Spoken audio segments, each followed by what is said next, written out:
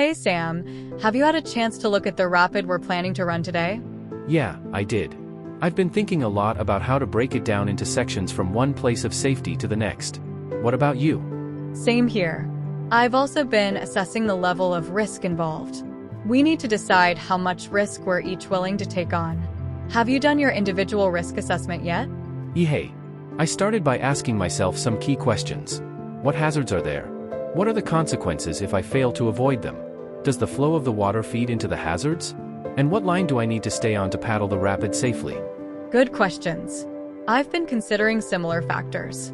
For me, understanding the probability of staying on my chosen line and avoiding those hazards is crucial. Have you rated the consequences of failing to avoid a hazard? Yes, I used a scale of 1 to 5, with 1 being the least serious and 5 being the most serious. I figured that failing to stay on line could mean anything from an easy swim to almost certain death, depending on the section.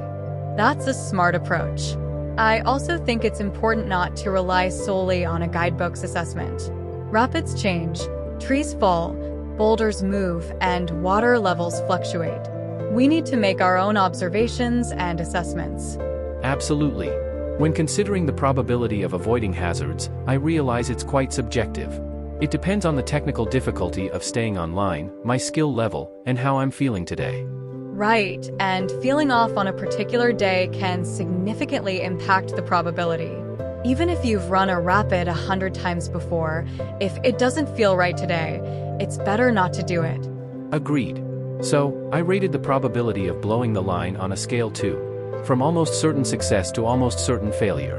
It helps in making a more objective decision. That's a good system. And combining the probability rating with the consequence rating gives us a clear risk factor.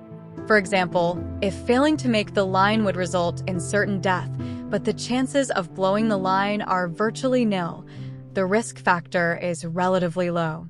Exactly. But if both the consequence and the probability are high, then the risk factor is unthinkable. It's important to make an honest assessment of our own capabilities and decide if the risk is acceptable. Let's consider our group. Each of us will have a different risk rating for the rapid and a different level of risk we are willing to take. Take Jane, for instance. She's highly skilled and at peak form, so her risk factor is lower. True, whereas Eric, who's also skilled but feeling off-peak, has a higher risk factor. And Sue, although she's at peak form, doesn't enjoy taking risks because of her responsibilities to her family, so her acceptable risk factor is lower too. And then there's Paul.